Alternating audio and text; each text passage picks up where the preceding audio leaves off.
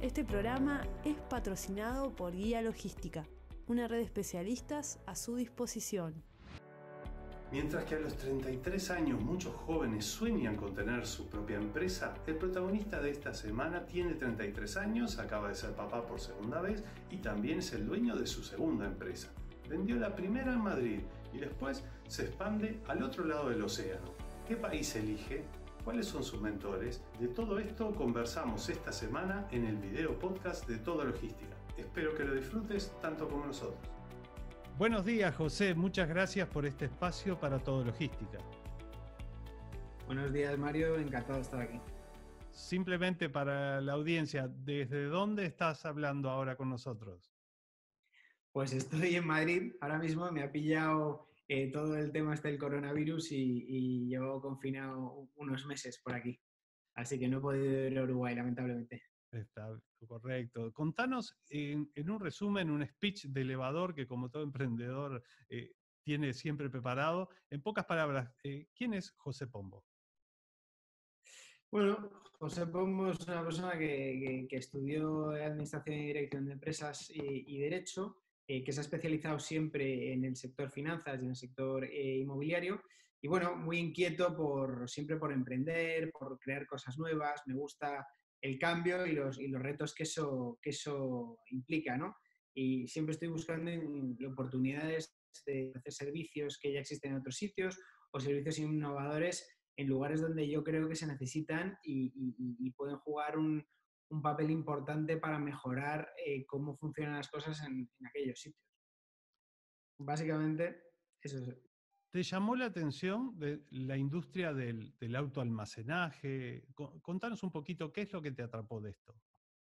Sí, mira, yo la verdad es que el tema del self-storage lo he seguido siempre porque me llamó la atención. Leí una entrevista en su día en un periódico español sobre esto en Estados Unidos y empecé a averiguar sobre que la gente efectivamente guardaba las cosas en unos espacios que además solamente tenían acceso ellos mismos y que más o menos se gestionaban un poco sus cosas. Entonces, a mí esto me pareció muy interesante porque yo he vivido en muchas partes del mundo y sé que muchas veces el sistema de alquiler tradicional no te permite moverte geográficamente como sí que hacen en Estados Unidos, por ejemplo, con mucha facilidad y flexibilidad. Es decir, todos los contratos de arrendamiento, eso normalmente pues, requieren unos periodos mínimos, unas fuertes garantías, una serie de cosas, ¿no? Entonces, ya ni hablar de hipotecas y de comprar casas. Entonces, me llamó mucho la atención que en Estados Unidos, que se mueve muchísimo, hoy estás trabajando en Nueva York, mañana en Carolina del Norte y pasado en Miami, cómo tenían esa faceta flexibilizadora de la vida de muchos estadounidenses. Entonces empecé a estudiar el tema del self-storage. Es cierto que todo esto, bueno, hay bastantes versiones de cómo empieza la andadura de self-storage, pero parece que empiezan guardando primero barcos y, en fin, es una industria que empieza a crecer poco a poco, casi accidentalmente, ¿no? Como un poco, luego me recuerda a cosas que han pasado en otros sitios, ¿no? Que empieza en ciudades vacacionales y la gente que tiene un poco de espacio y lo trocea y no lo llama self-storage y no es self-storage y poco a poco la industria va evolucionando. Entonces, ¿qué me llamó la atención? A mí me llamó la atención el hecho de que fuera tan flexibilizador, el hecho de que casaba completamente con los tiempos que vivimos, en los que cada vez somos ciudadanos del mundo. Hoy estamos en Montevideo, mañana estamos en Madrid, pasado estamos en Lima y al otro. Entonces, realmente algo que aportara flexibilidad en el ámbito del real estate creo que era algo que iba a estar muy demandado. Aparte de eso, claro, la tendencia, al menos la que hemos vivido en España, en Uruguay en cierta medida, ¿no? Es hacia que las casas sean más pequeñas, es hacia la eficiencia de costes habitacionales. Antes, recordamos los que tenemos suerte de que realmente la casa de nuestros padres es una casa como que los cuartos eran más generosos que las viviendas de obra nueva, o podías tener un jardín, un cobertizo. Hoy en día mucha gente tiene un departamento, ¿no? Entonces ahí el tema del espacio empieza a ser una cosa importante. Y claro, ¿qué pasa? Que las cosas no son simplemente lo que valen, es el valor emocional que tienen y lo que quiere es mantenerlas y cuidarlas a buen recaudo con el paso del tiempo. Entonces toda esa idea me interesó mucho y con el tiempo lo fui estudiando y en un momento dado de crisis aquí brutal en España, en 2013, decidí que era el momento de comprar un sitio muy apalancado con deuda, una cosa bastante loca, ¿no? En su momento, en el peor momento de la crisis, y dije, bueno, esto tengo que comprarlo y hacerlo. Y bueno, así me lancé. ¿Es difícil lanzar una startup allí en Madrid? Yo creo que es difícil hacer una startup en cualquier lugar del mundo.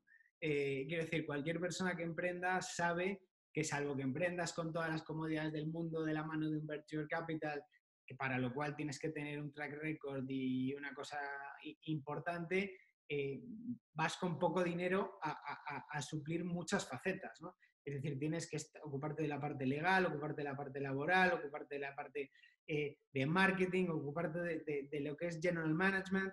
Y claro, hay mucha gente que sabe de una cosa específica, pero tienes que aprender del resto, porque no te puedes permitir contratar a los mejores abogados para una cosa, a los mejores de marketing para una cosa, porque claro, eso es una forma de impulsar la empresa, pero arruinarte en el intento, ¿no? Entonces, creo que es complicado en España, pero creo que es complicado en España, en Uruguay y hasta en Estados Unidos, donde se fomenta muchísimo más el emprendimiento, ¿no?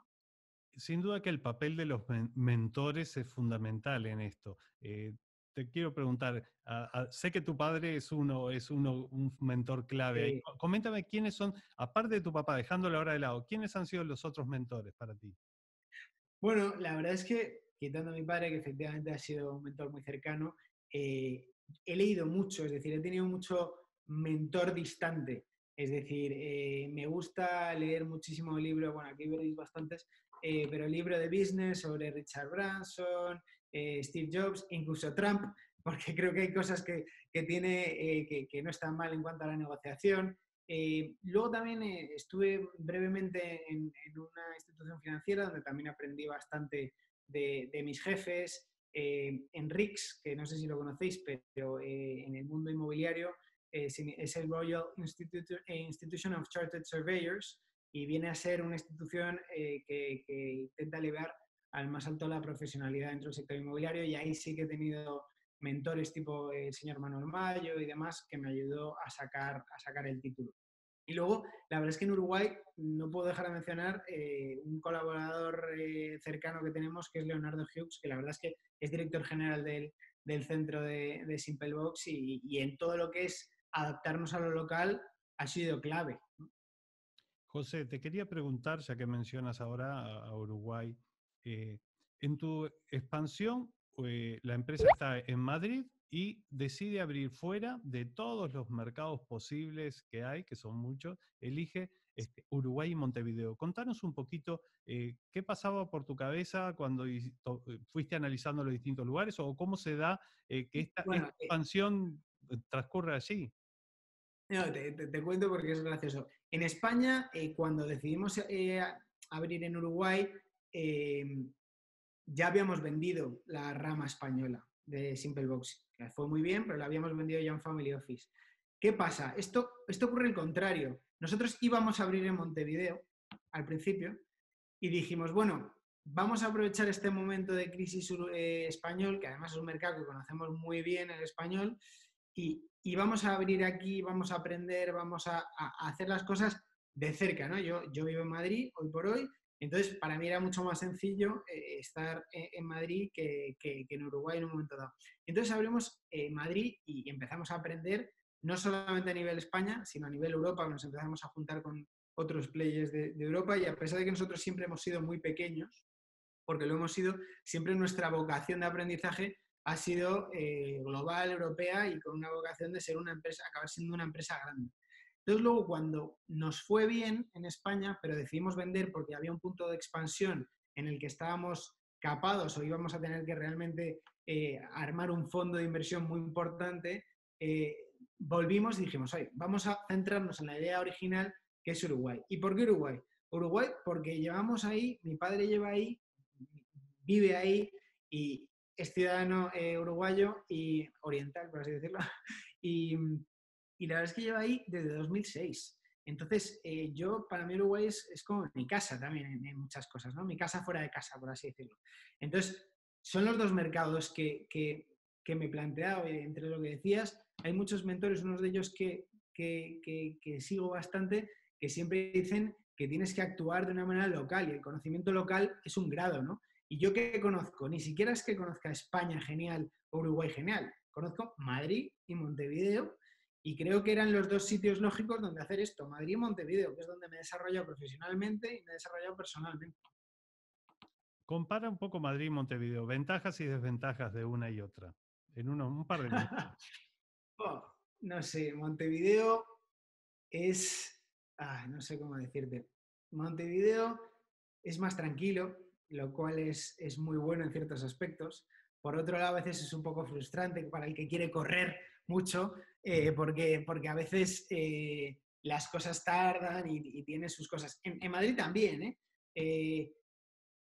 Me atrevería a decir que en Montevideo hay más seguridad jurídica en muchas cosas que en España, hay mejor regulación en muchas cosas que en España y creo que hay gente muy buena. Es decir, realmente ya te digo, nosotros tenemos un equipo a Leonardo Hughes, que es el director general, ahora tenemos un store manager que es Beckenbauer, que es buenísimo, y en Madrid también hay de todo, es decir, también depende un poco de todo lo que topes, ¿no? Es más grande, obviamente Madrid se beneficia de un mercado de toda España, a diferencia de Montevideo, pero Montevideo ha sido muy contracíclico para nosotros. Y, por ejemplo, cuando en Madrid las cosas iban fatal, en Montevideo iban bien. Entonces, ¿cómo describir Montevideo? A mí es una ciudad que me encanta, es una ciudad que lo único que le puedes decir es que a veces es demasiado relajada, pero como algo bueno, ¿no? Es decir, como que te da tiempo a armar las cosas bien, a hacer las cosas, te obliga un poco el ritmo, ¿no? También es verdad que es mi experiencia y no sé si es así, no quisiera generalizar, pero el uruguayo es más, en muchos casos, austero, lo cual que a veces lo llevan por bandera y es una cosa buenísima. Pero es verdad que de cara a un negocio a veces cuesta vender, cuesta más vender, ¿no? A cambio, ves que no se han cometido algunos errores que sí que hemos cometido en España por no ser tan austeros, ¿no? O sea que porque aquí llega un momento en el que todo el mundo se compraba de todo, igual no podía llegar a eso, ¿no?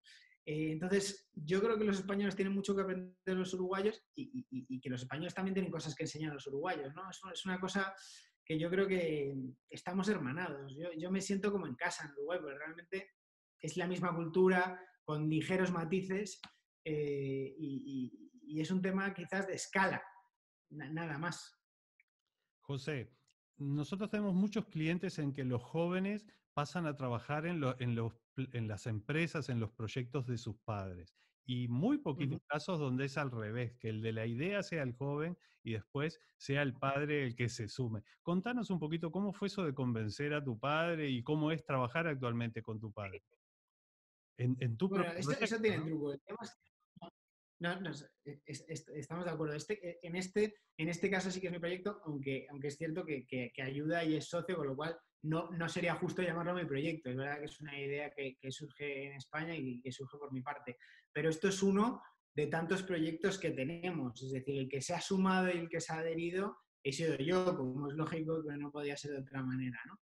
Y lo que se tiene que agradecer en este caso es que mi padre haya tenido la confianza en mí para, una vez le mostré el proyecto, le mostré el business plan, confiar y apostar por él y tirar hacia adelante, ¿no? Entonces, realmente no es tanto como que se haya sumado, como que yo me he sumado y dentro de esa plataforma o ese vivero, pues he podido desarrollar mi propia visión en determinadas cosas, como es el caso de Simplebox. Pero en otras cosas, soy un claro seguidor de mi padre, intento aportar las mejores ideas, estar a la altura, pero no es al revés, ¿no? O sea, no sería justo decir que él se ha sumado a mi idea, todo lo contrario. Él me ha permitido desarrollar una idea que, gracias a Dios, parece que ha ido bien en Madrid, dentro de la operativa que ya teníamos. El business plan inicial era arrancar por Montevideo, después terminó con cambios por Madrid, después ahora retomamos. Siempre los caminos de los emprendedores creo que bueno, es la facilidad de irse adaptando a cómo van las cosas. Hoy las cosas están funcionando tal como te las imaginabas. Yo creo que, vamos, no lo sé, pero yo creo que nada ha ido por como me lo imaginaba desde un principio, ¿no? Es decir, y creo que esto es una cosa que compartimos muchos emprendedores, lo que tú has mencionado, que es pivotar, ¿no? Cuando ves una cosa y tienes que pivotar para ir adaptándote, hay cosas que sí que han funcionado de una manera, otras han funcionado mejor y otras han funcionado peor. Y en función de lo que vas viendo, lo que vas aprendiendo, pues lo vas adaptando. Tú mismo has dicho, el business plan era empezar por Montevideo. Al final empezamos por Madrid. No fue tanto y business plan. No ha habido un business plan, ha habido 15 business plan.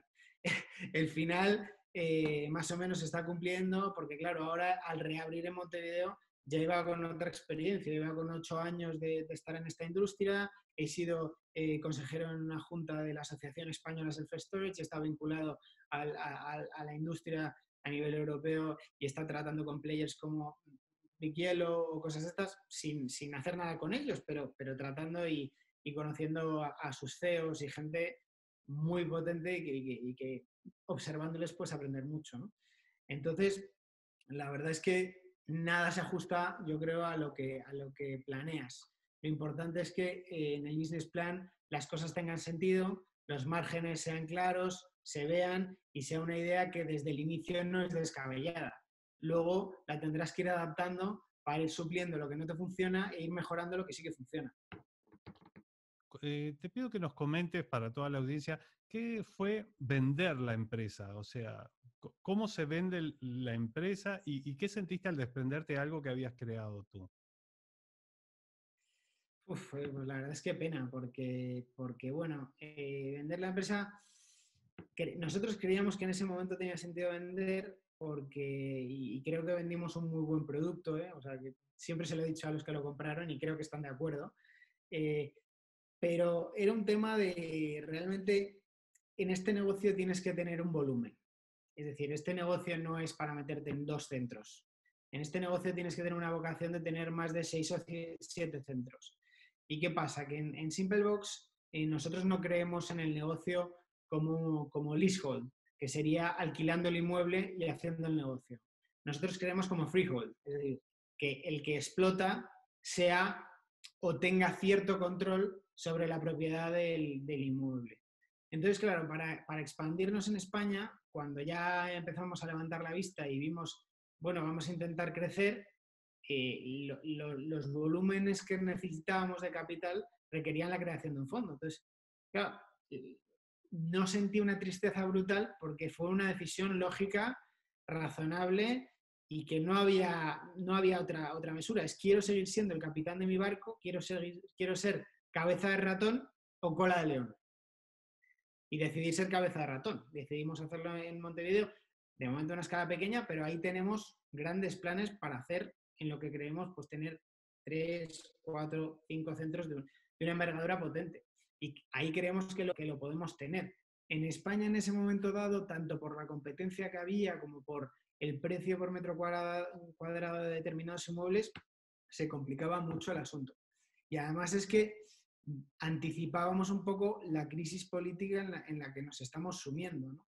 Que realmente es preocupante y mucho más preocupante para alguien que emprende y que no es una gran empresa y que al final el factor país y macro influye mucho.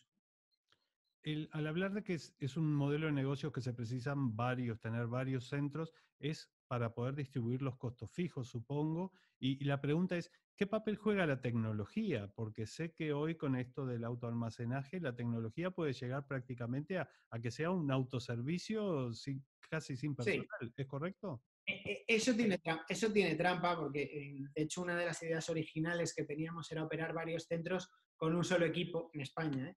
Y lo descartamos inmediatamente porque hay todo tipo de cosas que hoy por hoy que se estropean, que no funcionan, hay mantenimientos, los clientes se quedan atrapados en el box. Pero claro, una cosa puede parecer muy fácil, que quizás para uno mismo que conoce el sistema lo es, pero para alguien nuevo que no lo sabe, por muy bien que se lo expliques, la tercera vez, cuando lleva 3 meses sin aparecer por ahí, no se acuerda.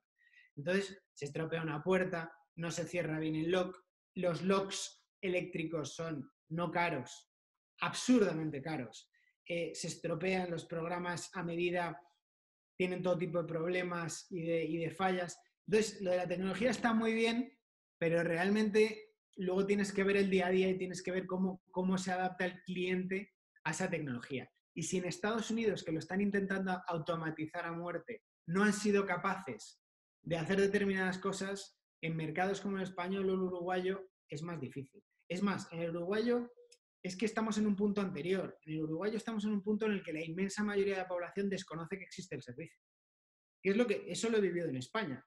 Entonces, yo siempre lo digo con competencia y demás, digo, en estos momentos no hay competencia en Uruguay. Es decir, hay competencia, pero la competencia es positiva, es positivísima. Yo me encantaría que se pusieran el doble de personas a hacer self-storage, porque eso lo que haría sería aumentar la tarta, aumentar la conciencia del servicio, aumentar los costes son los que son, y son los que son porque tienen que pagar el inmueble, porque tienen que pagar la gestión, porque tienen que pagar los seguros, porque tienen que pagar una serie de cosas. Y no van a bajar mucho. Pero, sin embargo, el desconocimiento que existe entre el cliente es un esfuerzo de marketing y de pedagógico que hay que hacer, que cuanta más competencia haya, más positivo va a ser para todos. No nos vamos a comer la torta. Estamos en un momento en el que lo que tenemos que hacer es aumentar la torta, ¿no? En Madrid, que hay 3,3 millones de personas en Madrid ciudad, debe haber 250 centros. En Montevideo, que también hay millones de personas, hay 35. Y que hagan verdaderamente self-storage como tiene que ser self-storage, la mitad. O sea que realmente estamos en un punto en el que la competencia es buena. Bien, gracias por ese mensaje para los colegas, de que a ponerse las pilas y a difundir juntos. Esperemos ayudar también en eso. Ahora, otro mensaje me gustaría para terminar la entrevista, que le dejaras a otros jóvenes emprendedores como tú, que tienen ideas, que visualizan un negocio que puede funcionar o no. ¿Qué mensaje les darías? Pues el primer mensaje de ánimo, de que bueno, hay que creer en los proyectos y hay que perseguirlos, y que lo más difícil no es la idea, por muy genial que sea la idea, que ideas tiene mucha gente, sino lo más difícil es la ejecución. O sea, eso es lo que realmente marca y cambia entre un empresario y alguien que cada día tiene una idea diferente, por brillante que sea. O sea, al final la ejecución es lo más complicada, y para la ejecución no hay que desanimarse. La ejecución son ladrillitos todos los días y hay que planificar mucho la tesorería para esos ladrillitos y ver que cuando vas conectando los ladrillitos puedes llegar al otro lado de lo que llamamos, o lo que mi primo y yo llamamos la travesía del desierto, que es el llevar el negocio pasado el break-even, ¿no? Pasado el punto en el que los ingresos cubren los gastos, en el que ya realmente estás en un punto en el que luego puedes crecer. Entonces, no desanimarse y luchar por eso, pero antes que nada hay que hacer un business plan y trabajar muchísimo el proyecto.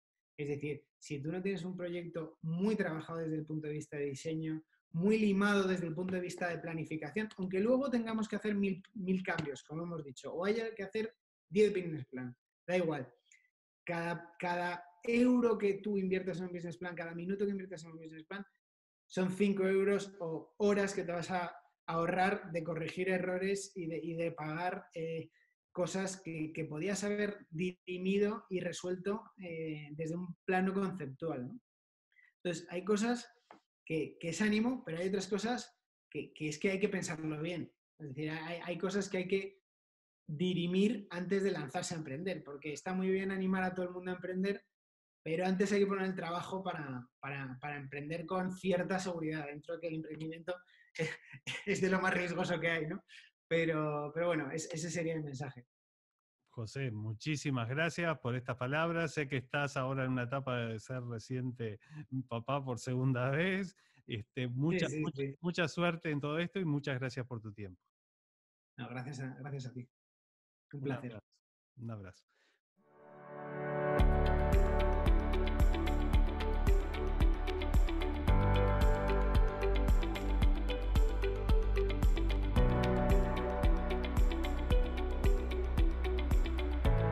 Este programa ha sido patrocinado por Guía Logística, una red de especialistas a su disposición. Visite todologística.com. Si el episodio fue de su agrado, no olvide dejarnos sus comentarios.